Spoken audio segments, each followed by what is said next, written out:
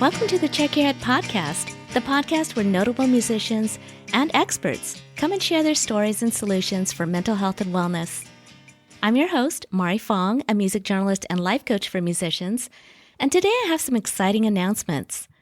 First, the Check Your Head podcast has partnered with Sweet Relief Musicians Fund, a 501c3 nonprofit that helps musicians in need for the past 28 years.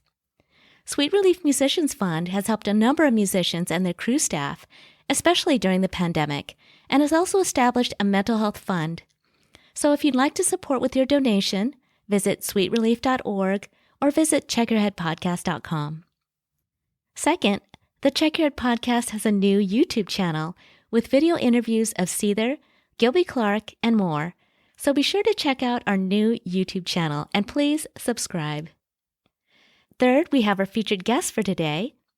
This band recently dropped their 7th studio album called The Human Condition, and the live version of their single Again just reached number 15 on alt-rock radio. Our musical guest today is the awesome Chris Robertson, lead singer and guitarist of Black Stone Cherry, who shares a story of bipolar disorder, anxiety, and panic attacks, along with his solutions for recovery. Next, I interview a mental health expert who shares more about the symptoms of bipolar, our expert being Carly Hester from NAMI, Philadelphia, and we'll also discuss the connection between gut health and mental health. So let's begin with Chris Robertson of Black Stone Cherry. Well, today we have Chris Robertson of Black Stone Cherry, and you just released a new album called The Human Condition, which is your 7th album. So congratulations on that. And Thanks welcome. so much. Yeah, I'm glad to be here. First of all, how are you surviving and thriving during this pandemic? It's been weird. I mean, I never would have thought ever in my lifetime that I would have taken essentially a year off at anyone's mercy but my own.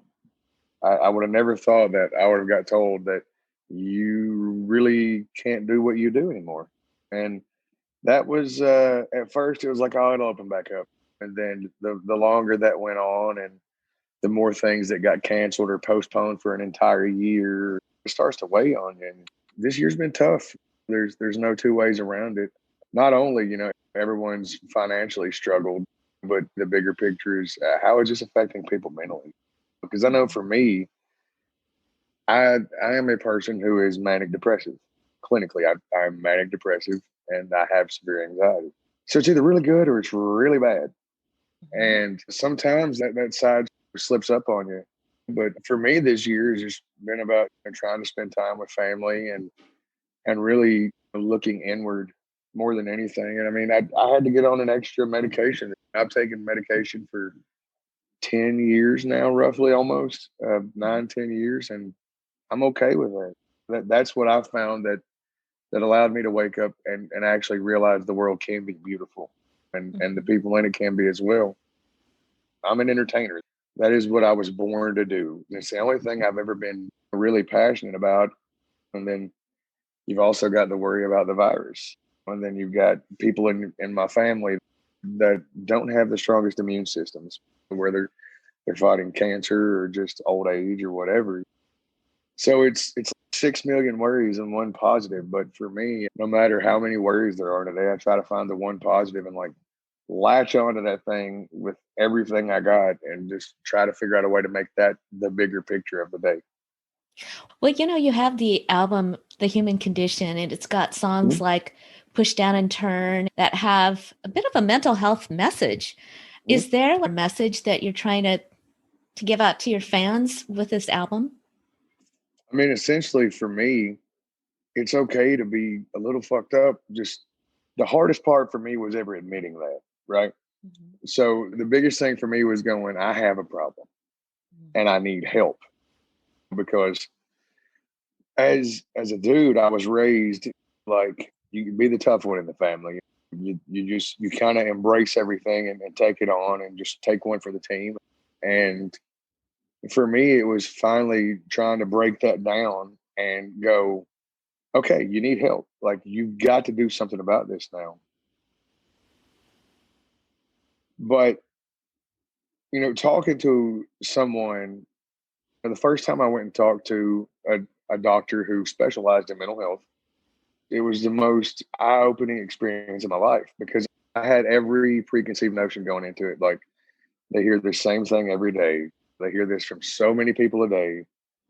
But the difference is when you talk to a doctor that specializes in mental health, they haven't seen that story every day. They know that each person is different, and you can't treat mental health like the flu or a common cold because that's not how it works. And the other kind of damning thing about mental health is it's the only illness you seem to have to prove to someone you have before they will understand it or begin to accept it a lot of times. My dad finds out he has cancer and it's an immediate, oh man, this is serious. But when somebody says, I've been going through some shit in my head, man, it's common just to go, oh, you'll be all right, man. You'll brush it off. I want to get to a place where people can get the same amount of attention and respect, the people that truly need the help. My hope is that when someone says, I need help, people's ears perk up. Instead of brushing it off, spark a discussion. It's just about trying to help break down that stigma about mental health in general, and especially men. And just because we have a little different biological makeup, we're not allowed to do these things. Push Down and Turn is a song that is literally inward about what I have to do day to day to understand myself and to keep moving forward. It's not easy. Mental health is the weirdest thing in the world because I have days where I'm the happiest dude on the planet. And then I have days where no matter what, the circumstances are, it's just impossible for me to get going. And those are the days that are hard because for somebody like me, I know when I am and when I'm not the best version of myself. And I feel like when I'm not the best version of myself, that anything I do is not going to be good enough. Perfect example of that is yesterday. I was literally so busy trying to get caught up around home, and I was very frustrated, and I knew that I could not do this to the best of my ability. But it gets back to that constant battle up here of good enough or not, like bad or good enough or not. Today, I woke up in a pretty good mood and I was like, I'm going to have a good day today. I've really been on this thing like, if you believe something enough, you can make that a reality. And something as simple as saying, I'm going to have a good day today.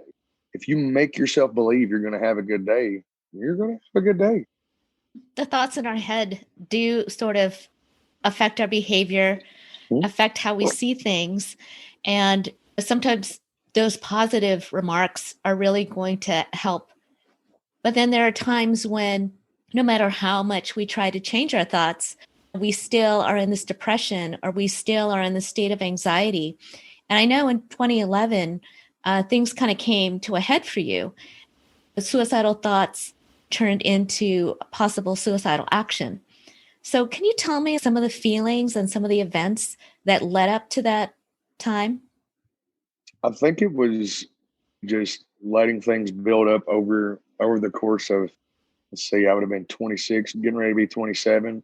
And I think a lot of it was just stuff that through my childhood and then through school and then trying to work with record labels and just being turned away and told certain things. And I was always the kind of person that I would just let everything build up. I would just take it and just be like, whatever, dude. And I could blow it off in person, but then when I would go home, when I get alone, I would start like, damn it, man. What was it that person said? Like, what is it that I'm not good enough for them? Or why are my parents arguing because of me? Or is this my fault? Or things my fault? And I've always worried about stuff like that, so bad. But I always kept it to myself. And then finally, I just hit a point where I couldn't do it anymore. I just broke. You can only bend so much and take on so much weight until you fall down. And ultimately for me, I think it was I just carried so much weight on me of things that I could never let go of or things that I hadn't really processed yet. One thing you mentioned is being manic depressive. Mhm. And a lot of people are familiar with depression, but the mania part, can you describe an incident or what it feels like when you're going through a manic period? If you ever look at a graph and you see the peaks and you see the valleys, right? So for me, it's weird. Like I have days where I'm climbing, right? I'm climbing up and I'm sliding down. I'm climbing up and I'm sliding down, right? Mhm. Kind of like the old guy on The Price is Right, the guy climbing the avalanche or whatever. Kind of like him. I get it wrong and I slide back down. But then there are days where I can't get footing and I can't dig my fingers in enough. I can't scream enough to make the snow move. I can't do anything to get it going. That's like the depression side for me, right? Mhm. Mhm. The the other side of it is sometimes I get on like such just like a good day, like on such a high of the day that I'm just like I'm so wide open that I feel like I annoy the living hell out of everybody. Mm. Because I'm like, hey, let's do this, let's do this. I got a million ideas. I want to do this. And I'm in such a great space. And then the next morning I wake up and I'm like, I don't want to do any of that. Mm. And that is the real struggle. And for me, that's the hardest thing to deal with is that internal struggle of because of the way my brain works. When it's great, it's amazing. Mhm. And there's so many things that I want to do and get done. And I can plan these things, but then that next day, the switch can flip and it's completely different. Mm. And I immediately regret every decision I made the day before to do something. Mm. So that's the other side of it.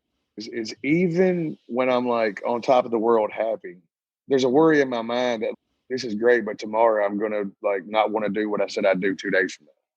And that's a weird place to be, but I'm learning new ways to process things every day. I mean that's the ultimate goal in life to me is to figure out how to become the absolute best version of me. That way I can hopefully help someone else do the same. Mhm. I just wish more people took it seriously. That's why when I write my portion of the lyrics for the band, it's in a song like Push Down and Turn, that came from a photograph I had taken. Because I called the photo the circle of life. Because for me, that's what it is. Every morning I wake up, I get those bottles out and I take my medication and I'm going about my day. And I literally did it. You know what? Screw it. I'm going to post this and just say a few words about mental health. And it like blew up on my Instagram. And so many people reached out to me. And then there was one comment, you should write a song about this. So we did. We wrote Push Down and Turn. And it's funny, like the chorus says, once by mouth, 2 times a day, see you next month, same time, same place. About a month after we got out of the studio was when things started not getting any better in the world and things started not getting any better upstairs for me. And that was when I called my doctor and I ended up on a new medication. Once by mouth, 2 times a day. Funny thing for me, but I have to find the humor in things like that. People would look like, damn, I can't believe you have to do that. I'm like, it's funny to me. Like I wrote a song and then it happened. How can you not kind of giggle? Somebody like me, like when you've been as dark as I have, you have to find the humor in anything that you can because all it takes is one little thing and you can go right back there in a heartbeat. Speaking out about emotions like sadness and grief and anger, even, uh, why do you think it's so difficult for men, especially, to put those into words and to be able to express that to not only a therapist, but also to someone close, like a friend or a family member? I think it's that fear of looking inferior. Honestly, for me, that's what it always was. Like my mentality, I was always around tough dudes. Like my dad was a guy that worked in lumber yards, and my grandpa bricked houses and house foundations. Like they were men who did man work, and they were the foundation of the house. When everything hit the fan, that's who everybody gathered around. And for me, I wanted to be that so bad. And truthfully, to some degrees, I am that, but I will never be what was in my mind for that. Mm. Because to me, it was like, you got to be Superman.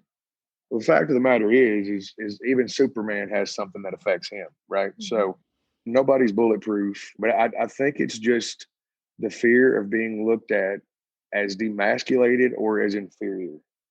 Because I remember clearly, I was sitting on my couch and I was rubbing my hair back and forth when I had hair, and I was crying so hard as silently as I could because my dad was there and I didn't want him to see me like that. And just looking at him saying, I'm sorry, because I didn't want him to see me like that. And him and my wife both start crying and they're like, look, it is okay, man. We understand. You're trying. You've reached out. You've got help. It is okay. And once I finally heard my daddy say, honey, it's okay, let it out, like that that did something for me. Because me, he is Superman. I mean, just there's no two ways around it. My old man is Superman. He's Batman. He's Superman. He's Captain America. He's all of them to me. To hear that from someone that I admired so much, it was something that really changed me. Well, he definitely is Superman. I mean, the fact that his love for you has gone beyond any kind of image of what it is to be a man. And Mm-hmm. he's man enough to respect all parts of you, right? All Mm-hmm. the emotions that are within you. And he just wanted you to get better and to be happy. And I Yeah. think every parent that is thinking about their child first is going to just want to see their children happy and to do whatever they need to do to help them. And that's why when we hear about musicians that do end up taking their own life, Mm-hmm. there's always that thought like, if I had only known, what could I have done? Because it really gets us in the heart, right? If there's anybody that we care about, even somebody as a stranger that loses their life at such a dark time. In 2011, you did try to take your life, or you thought about it very seriously, and you pulled back from it. But you said there was something that pulled you back from that. Can you tell me what that was? I've been laughed at. I've been called everything, and I'll say it till the day I die. I literally, God stopped me. Said, no, this is not happening. And I turned back, went in my house, put the gun up, and I just sat on my couch and cried. For me, that was kind of a defining moment of me knowing, okay, there is some kind of higher power. Because it was literally like something just grabbed me and said, no. And I can't explain it. Like I said, I've been made fun of and told I should have done it and a million different things. And it really bothered me at first. They mock me for believing in whatever I believe in. There's also 25, 30 people that go, thank you for speaking out about this. If I can keep anybody from getting there, then I can handle anything anybody's got to say. Yeah, and I really applaud you for that because it takes a lot of strength and bravery to be that honest. Now, you mentioned being manic depressive, and Mm-hmm. oftentimes that, like, the symptoms can start in childhood early on. Mm-hmm. Can you remember some of the first thoughts that you had that pointed to a mental health issue? Yeah, I was 10, 11 years old. We lived out in the country. And I remember, I would ask my parents if I could stay home while they would go to town for a couple hours. And I remember, and I don't know why, and I still don't understand. I can't understand why at 10, 11, 12 years old, I would look up at a gun rack and go, I wonder if I shot myself, if anybody would notice. Mm-hmm. Because I didn't get treated bad. I mean, my parents argued, but they treated me good. They treated my brother good, my sister good. But I vividly remember sitting on the couch, looking up at that 22 rifle and going, I wonder if I did. I just wonder if people would even care. I'm glad you explained what it's like to be in a depression, because I think that depression, the thoughts can often lie to us.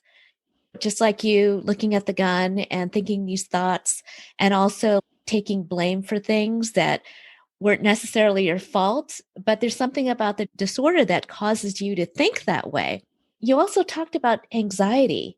Can you give us some examples of some of the anxious feelings you've had and like examples of what goes through your head when you're anxious?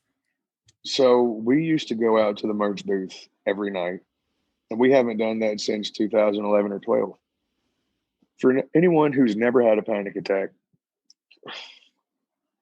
for me, it's the closest thing to drowning while standing on land I can imagine. Mm. Right? Like you can't get your breath. It's very disorienting. And I've had panic attacks so bad where I feel kind of hazy. But it's like a complete feeling of like you're drowning standing on dry land, but there's Mm. nothing you can do. And for me, it's just a lot of times when I have a really bad one, I just need to get somewhere really quiet and just relax and remember to breathe. But and they hit everyone differently because we all have different fears. For me, it starts. I'll start feeling really really overwhelmed, Mhm. and then I'll start getting really really nervous on top of that, and then I know what's going to happen. And luckily, I have a medication that can really help those when I feel Mhm. one coming on. It's essentially an antihistamine that just kind of Really? opens you up and allows me to breathe a little bit better. Mm. When I feel one of those coming on. But it also has an adverse effect. Some people have tried the same medication I'm on and it intensifies theirs. But for me, it allows me to breathe and be able to just focus again. You mentioned something about medication that I think is really Mhm. important, that each medication will affect us in different ways, whether it's side Mhm. effects or efficacy. Can you describe what your journey has been to find the right medications for you? I started on one medication and it seemed to help, but all I could do was sleep. Mm. And then I had another medication that I had side effects from, so I couldn't use that. And it didn't seem to help me at all, anyways. So it Mhm. was just kind of a bust. But with a lot of medications, it takes a week or two for it to fully be in your system, and you got to give your body time to acclimate to those things. Mhm. But ultimately, I think it was the third or fourth medication we tried seemed to just help take the edge off enough that everything was bearable, and I could start to try to process how to deal with certain things. And I've been on that medication now for several years, and over the years, I'm up to the maximum dose of that medication. That's why I now have an additive with it.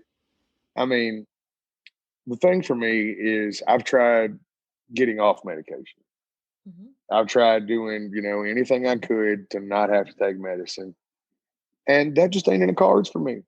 Nothing I've been able to do helps me as much as taking my prescriptions for the issues I have work for me anyways. And I know there's a million people that are like, no, you can do other things. And okay, yeah, anybody's able to try that. I did. But for me, what worked was taking tablets. Like I have antidepressant slash anti-anxiety medication that I take in the morning. And then I also have my anxiety medication for if I feel like I've got a panic attack coming on. But I walk around with that and I don't mind. It really doesn't take up that much space in my pocket. It's not a big deal. Nobody else has to take it for me. So I don't know why anybody would have a problem with it. But so many people do. They're like, oh, you shouldn't take medicine. I'm like, well, you shouldn't be judgmental. So, you know, Very true. And what I find interesting is that we have medications out there for depression, anxiety, and bipolar, and so many different things that have been tested that we know that for the long term, they can be good for you and really improve mhm, your life. But then there are other things that people tend to grab that aren't as healthy, but they seem to mhm. have no problem doing that. I Or, drank my problems away many times. I got to a point where I was drinking about a fifth of Jim Beam on stage a night, dry, straight out of the bottle. And yeah, it was because I like to have a good time. And at that point, I was probably 265 pounds and I was a big guy, Mhm. sweating my ass off. So I could drink quite a bit without getting crazy. I had a high tolerance, but also it was about 50% because I like to have a good time and about 50% because it helped me not think about the stuff I didn't want to think about. Mm. And That's not healthy. People say, well, taking prescriptions aren't healthy. Well, I'm not on any narcotics. Like I was able to get off of all of those. Nothing I take is highly addictive. Like everything I get, I can travel the world with. I have an antidepressant, a blood pressure medication that I take, Mm-hmm. and a heartburn pill. Literally, that's what I take. You know what I mean? So for me, I would much rather do that than like I come from a family of a lot of alcoholics on one side. And I see what that does. I know what addiction does to my bloodline firsthand. I know what addiction does to my bloodline. So What have for you me, experienced for that? I mean, with that, with your family and even with um, yourself? family. So for family members, I've got several on one side of my family that have had their struggles with alcohol their whole life and various drugs. For me, the alcohol never got to where like I had to have it every day. Like I could literally go 3 or 4 days. Like I wouldn't drink at home hardly ever. But we get on the road and play a show, I drink a bottle. Mm. Just one of those things. But my biggest problems I've ever had where I got really addicted to Xanax when I first went through my breakdown and then pain pills. I got really, really bad on those. And thankfully I was able to get off those. I haven't had a pain pill in about 7 years, I guess, like an Mm-hmm. actual narcotic. And for me, that's a big ass win. You know? No, that's huge. It's huge. I used to be in the pharmaceutical industry and Mm-hmm. I got to know about benzodiazepines like Xanax Yep. and having to get off of painkillers. I mean, it is a huge mountain that you've overcome. Ultimately, it's a situation where when that addiction clicks in your head and you're like, I have to have this.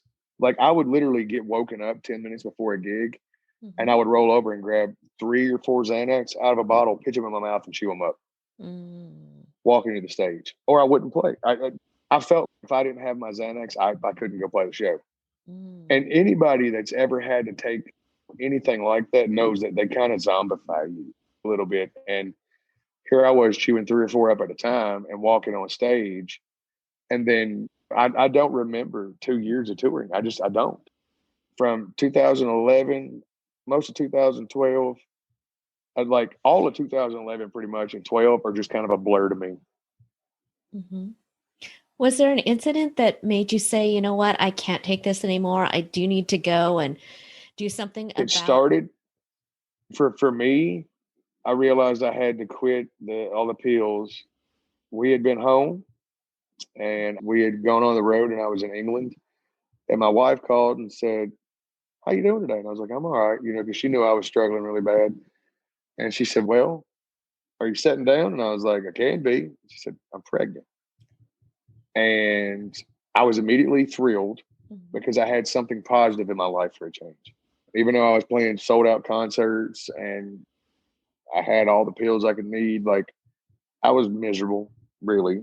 And when she told me that, I said right then, I was like, all right, I got to get off this shit. I cannot keep taking pills. I've seen what it does to families firsthand. I cannot keep taking pills. And I I weaned myself off of them. Mhm. And I will never look back at that stuff again. My kid means too much to me to take another one of those. Mm. That's great. I'm sure your life also changed after you were off those pills. Oh yeah. And I can only imagine things getting brighter. Don't get me wrong, it was a pain in the ass letting them go because to me that was a great thing. But I also knew that number one, this will eventually kill me. Mhm. And number two, which was more important to me at the time than killing me, was I'm going to lose the only thing I really care about right now, which is my wife and our unborn child. If I can't get this together, she had never said that to me, but I completely felt that way and felt that I had to do something. Mhm. Well, I'm glad that that incident was a happy moment and that it also helped Oh yeah, to improve your life in so many different ways. There was something that I read in an article, and there was a time when you said you hated playing music and that you needed to get high just to get on stage and play. Mm-hmm. What kind of led up to those feelings? That was just like the full blown midst of me having a nervous breakdown. I I had gone to the doctor and I'd explained everything. I didn't want to be playing music at that time, not because of Ben, John, Fred, or John, but because of me personally and because of all the things that we had had to go through to try to please record labels over the years. I was just over it. I was done with it. I never wanted to do it again. And I was also eating a lot of pills at that point. And when you're zombified, you don't want to do much of anything really. But I can't imagine. It's hard to take myself back and even imagine the thoughts in my brain to not want to play music. Because these days, that's a lot of what keeps me going. Is me and my guitar. I can't help it. It's a part of who I am. Mm-hmm. Yeah, and it brings so much joy to everyone who listens to it as well as you, right?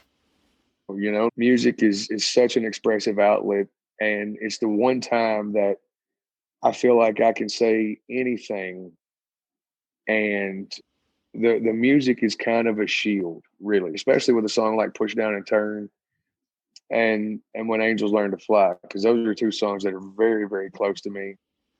You can take every possession I own, you can strip me of everything to where I have nothing, but I still have my emotions and I still have my perception and my feelings. I think if we could all just get to a more human level where we put emotion, feeling, and our own perception of each other, the way we want people to look at us and treat us. Ever since I went through my thing and I found God and I was out here looking up at the stars out here at our house one night, because I live in the middle of nowhere, Kentucky. You can look up just stars as far as you can see. And I realized in that moment that you have to take life seriously, but you can't take it so seriously that you forget to live it. Mm-hmm. And for me, bad days are bad days, good days are great days. But the goal is to get it to where the bad days are all right days. All right's a hell of a lot better than where I used to be. Mm-hmm. And when you've got three dudes in a band where you are as tight as we all are and have been together, you really feel like you can let your guard down because they've got it for you and say anything you want to. Mm-hmm. And to me, that's just amazing. Well, I think anyone that you can be completely honest and feel comfortable being who you really are is going to feel good. You've also talked about therapy Mhm. in the past and what it's brought to your life. Can you tell us some of the benefits that you've received just going to therapy? I had a friend recently that was talking about it, and they're like, I just don't know if I could talk to somebody that I don't know. And I Mm-hmm. said, just put this in your Rolodex and think about it. I said, if you tell me all your issues, I've got a preconceived notion because I know your life. To where you go to a complete stranger who is specialized in studying the human brain and the way it works in correlation to health, and they don't know your family history about you and your dog. They don't know about your relationship with your kids, your wife, your husband. They don't know all these things. They are literally listening to a person they've never met, explain to them why, number one, they feel the way they do. Because when you finally go, okay, I'm willing to go talk to somebody I never met in my life about things inside my head, that's a huge step. And I can commend anyone who takes that because it's not easy. You know, even after my appointment was booked, I was so nervous about it. But I can also say that talking with the doctor that I talked to did just as much for me as about anything on the planet. Because to talk to someone and have them to go, okay, I understand, and I think I understand why some of these things may be, happening. We're going to try this, see if we can help, and they don't judge you at all. Like you don't have to worry about are they going to say this, are they going to say that. Number one, patient doctor confidentiality forbids it, and number two, who gives a shit if he does go home Or if he looks at one of his friends and goes, dude, that last guy, if I went into the doctor and he did something that truly helped me, and he walked into one of his colleagues like, damn, that last guy, man, but he did something that helped me, I don't care. Because at the end of the day, he still did his job. And he did an act for me and listened to me enough to help me. I don't care. Like I said, dude, I've been made fun of by the world over 13 times. There is nothing that anybody on this planet can say that I haven't thought that or worse about myself at this point. I'll be open and honest and outspoken about mental health and how people should pay more attention until they put me in the ground. Because had someone said that, had I been able to turn on, had YouTube been a thing, or Instagram, or even podcasting back then, and I could have turned it on and saw people that I dug their music talking about the things that me and you were talking about, it would have changed my life. Mm-hmm. So thank you for having me on to talk. I sincerely appreciate that. And I hope what I said made sense. It made perfect sense. And Chris, awesome. Thank you, because you're doing exactly that, which is changing people's lives for our listeners and for your fans. I love it.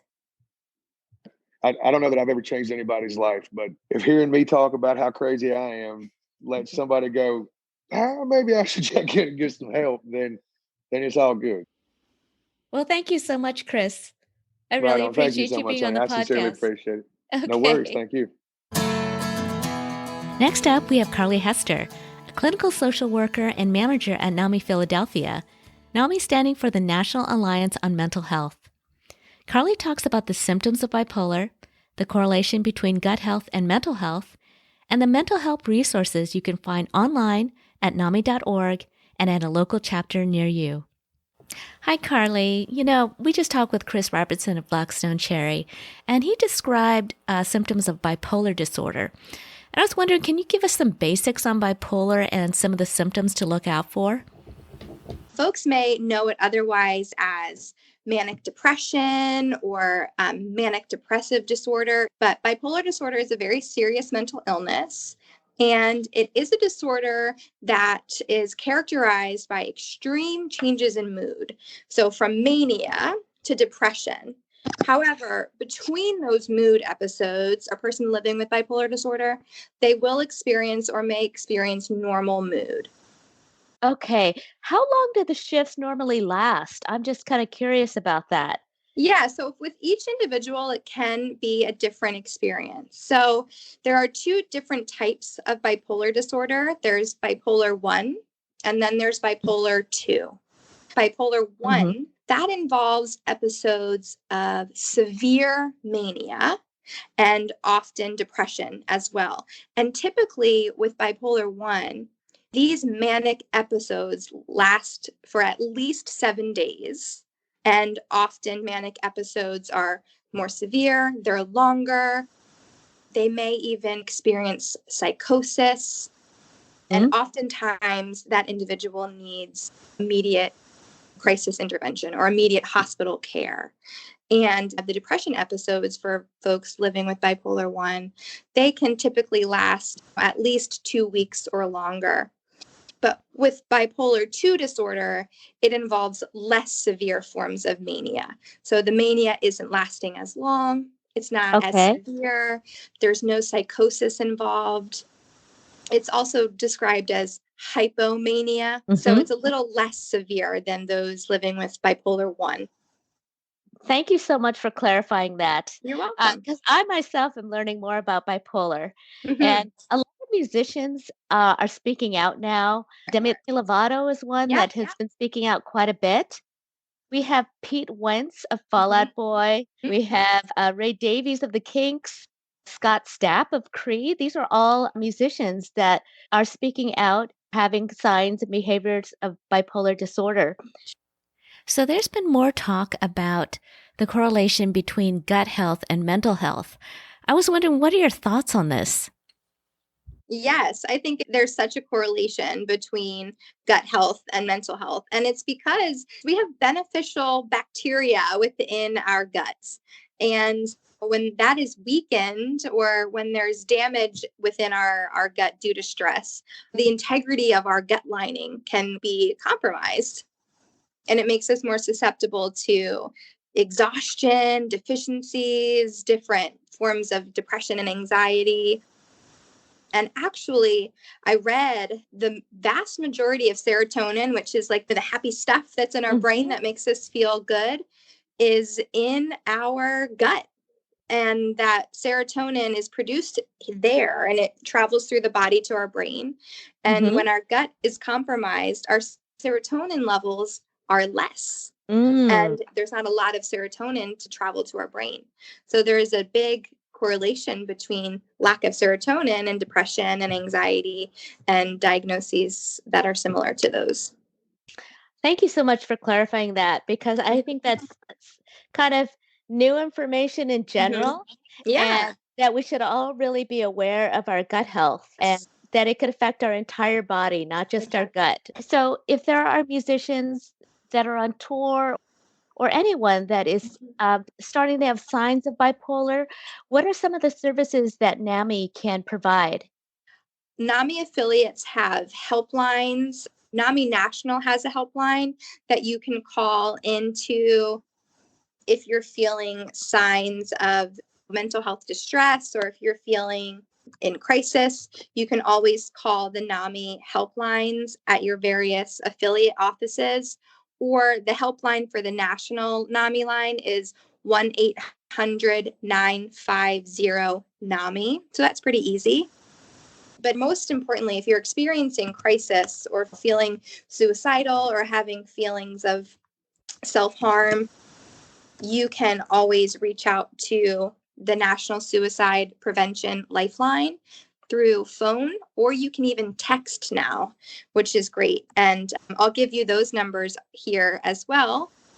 So the National Suicide Prevention Hotline is 1-800-273-8255, or you can text the word NAMI, NAMI, to 741-741, and you'll be connected to a trained crisis intervention person on the other end of the phone.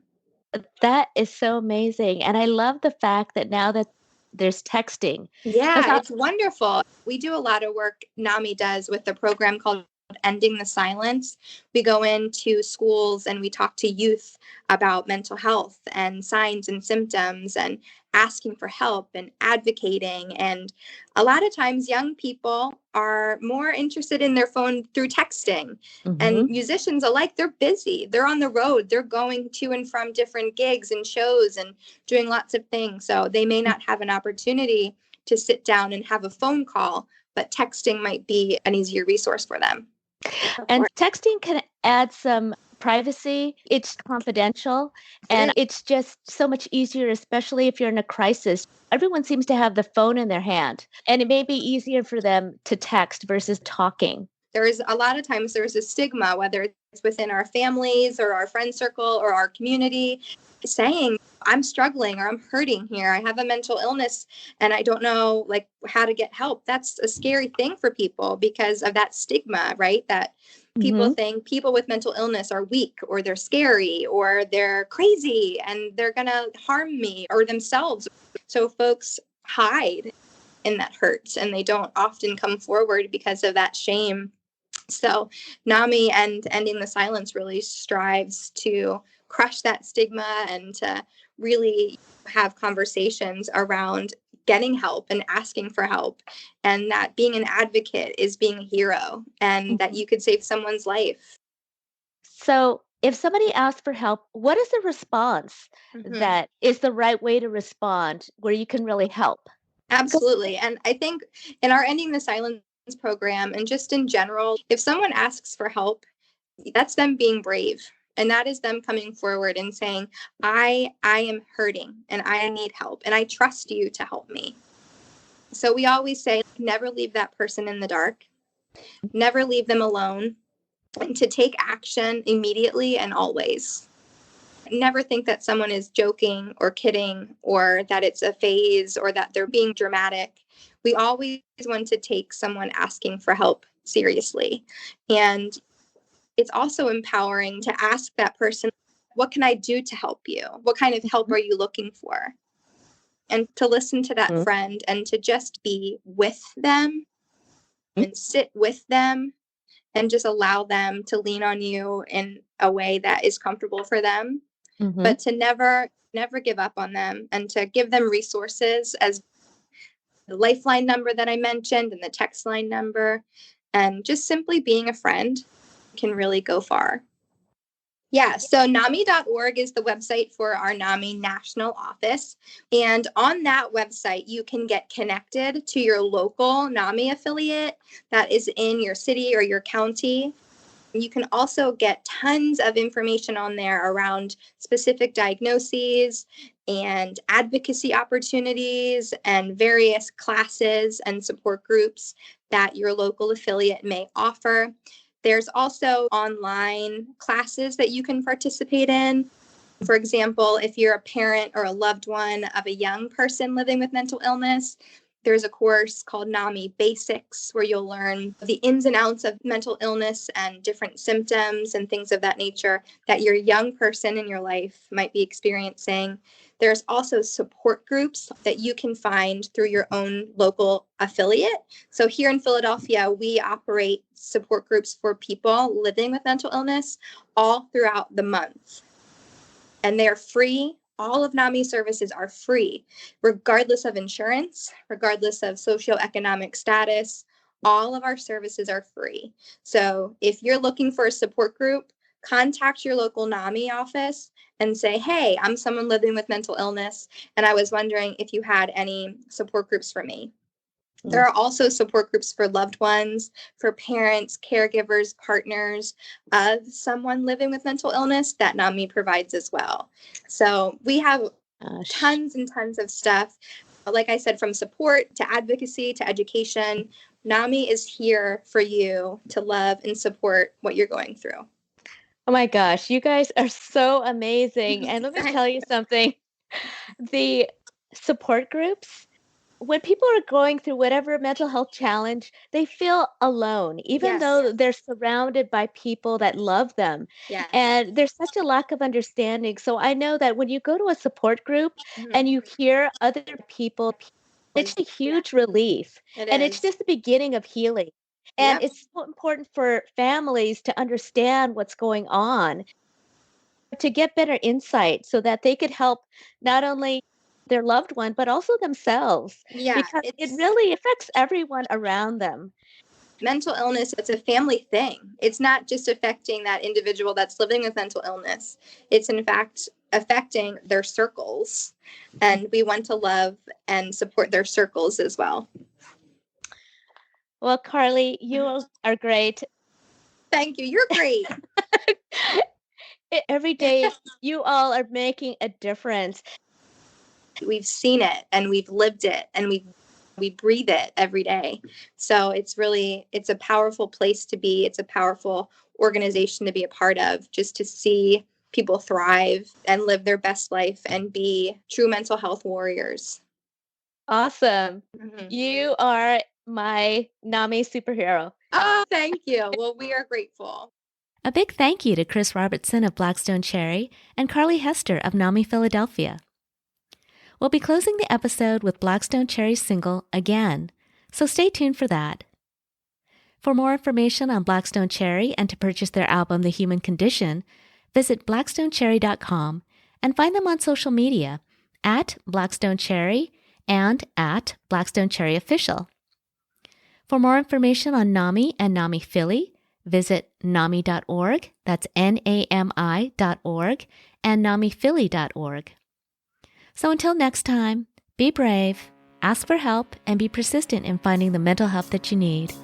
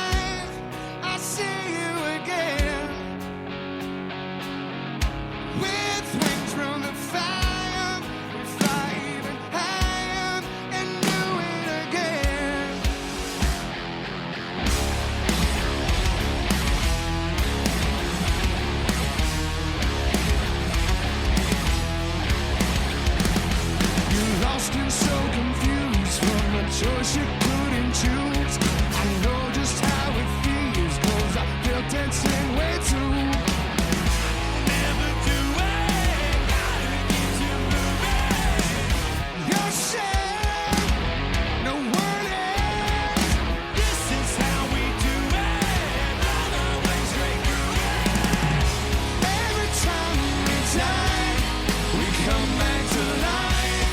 I'll see you again. With wings from the fire, we fly even higher and do it again.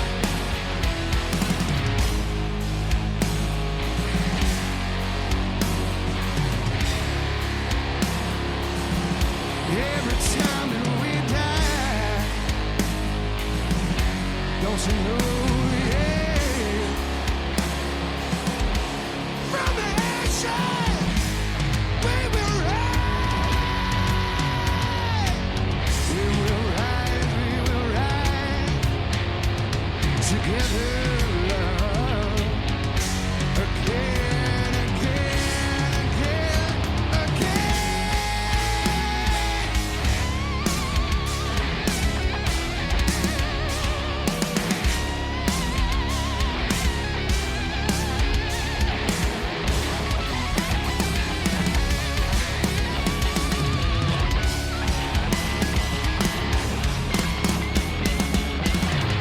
Every time we die, we come back to life.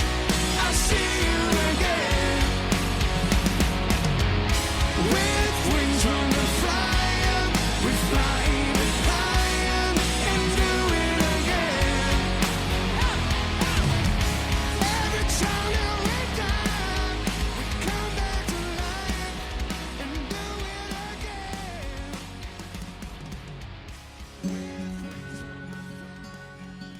Check Your Head podcast is kindly supported and partnered with Sweet Relief Musicians Fund, DBSA San Gabriel Valley, Earshot Media, and Lemon Tree Studios in Los Angeles.